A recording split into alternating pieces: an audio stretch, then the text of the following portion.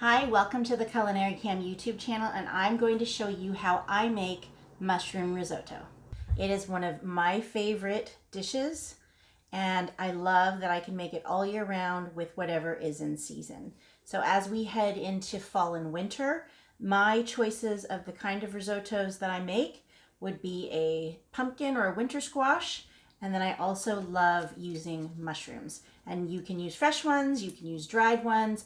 I'm actually going to do a dried mushroom risotto today. It's a process, not really a recipe. So you need arborio rice. If you don't have that, any short grain rice is fine. And then you need stock. And the ratio is 1:4. So for 1 cup of rice or 2 cups of rice, I'm going to use 8 cups of stock. It doesn't matter what kind of stock. And then you're going to cook it with the vegetable or whatever you're doing. And at the very end, when it's nice and tender and creamy, you just stir in some mascarpone cream and you're done. Here we are at the stove to make our mushroom risotto. I put 1.5 cups of dried mushrooms and filled it up with liquid. And then I'm going to drain it to use the mushrooms, and I'm going to use this liquid in the stock that's also simmering over here. But first, we are just going to start building some flavors. I'm going to use the Cornici olive oil from Quail and Olive and add in my aromatics. So Italians only use onions or garlic in a dish. I still haven't figured out why that is exactly, but since that's where I learned to cook, that's what I do. So either onions or garlic. Today I'm going to use onions. And while those onions start cooking, I'm going to drain the mushrooms. So you can see for this, I reconstituted some morel mushrooms and lobster mushrooms. These are both from the Wine Forest Company, and I picked those up at Quail and Olive. So I mentioned that the ratio for risotto rice to liquid is 1:4. It also depends on the vegetables that you're using. If you're using a vegetable that will release some liquid in the cooking, you might need a little bit less.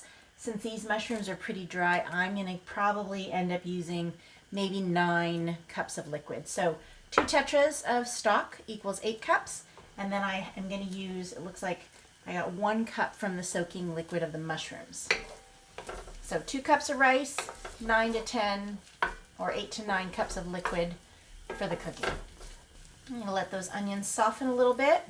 Once your stock has come to a simmer, then you can turn the heat off and then just kind of leave it to simmer. You want it warm when you're putting it into the risotto. Okay, when those onions are starting to sizzle, I'm going to put the mushrooms in because these need to cook as well. So I showed you that I reconstituted these in hot water to make a stock, but I also tested to see what would happen if I soaked a morel in red wine. I'm going to throw that one in there as well. If it looks a little dry, you can add a little bit more oil. So the rule for risotto is a handful of rice for every person and then 1 for the pot. So typically I'll put in 4 handfuls, and then we want leftovers for lunch, so that's 6 handfuls, then 1 for the pot. It might be 7 handfuls. I've figured out it's about 2 cups of rice, and then, like I said, 2 cups to 8 or 9 cups of liquid. If you got some good information from that, please hit that thumbs up. Now the thing about risotto that's very different from paella, which I'll link to that video in the description box below, is that with paella, once you add the liquids, you don't touch it because you want that bottom to crisp and get that nice soak-a-rot layer. Risotto is the complete opposite. You want to add a little bit of liquid and stir constantly. And that stirring and adding the liquid a little bit at a time actually allows the rice to release its starchiness, and that's how you get that nice creamy texture of risotto. Okay, so I'm going to add in the rice and make sure that gets nice and coated with all that oil. And then once that's nice and hot, then you're going to add in your liquid. You can hear that sizzle. A ladleful at a time and stir until it's absorbed to incorporate the rice into that. And then you cook that until you don't see any more liquid, and then you add in the next batch.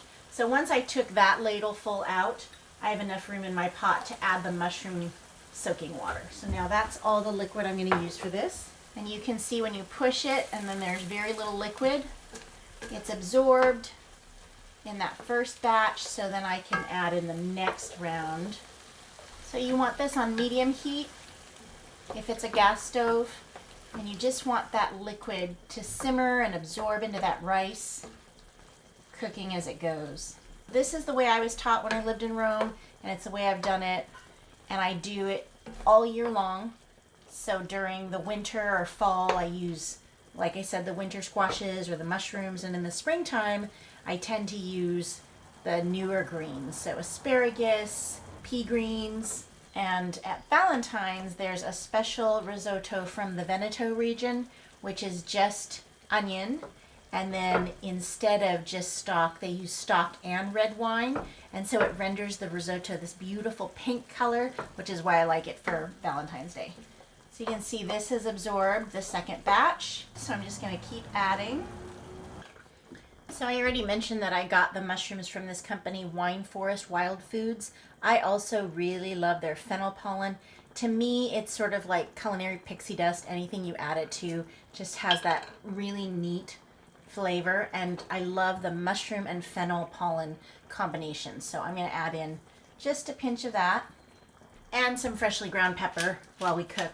So you'll notice I don't add a lot of salt when I'm cooking. I feel as if when you're using quality ingredients, you get a lot of flavor and you don't need the salt to enhance it. You can obviously salt your food if that's what you prefer, but I tend to use less salt and more of other seasonings and freshly ground pepper. So just keep stirring and letting that rice absorb and simmer away. You don't have to stand at the stove for the entire time, just so long as you come back periodically, frequently, and check the liquid levels and give it a stir. I'm going to test some of the grains to see if they're cooked, almost cooked. Definitely not cooked. So when I say it's not cooked, what I mean is that you don't want it mushy, but you want there, when you bite into the kernel, for there to be just a little bit of resistance in the center. You don't want it raw, so you don't want any crunch, but you also don't want it mushy. You can see I'm almost all the way through the 9 to 10 cups of liquid that was. Almost there. So as soon as all of this is absorbed, I think those kernels are going to be done, and then we just do the last step. I'm going to add in some freshly ground pepper. And I could add in more of that fennel pollen if I wanted to, but when I tasted that, it actually tasted great to me, so I'm just going to leave it the way it is. Just add in a little bit more pepper. So I'd already mentioned that I always build in leftovers when I make risotto.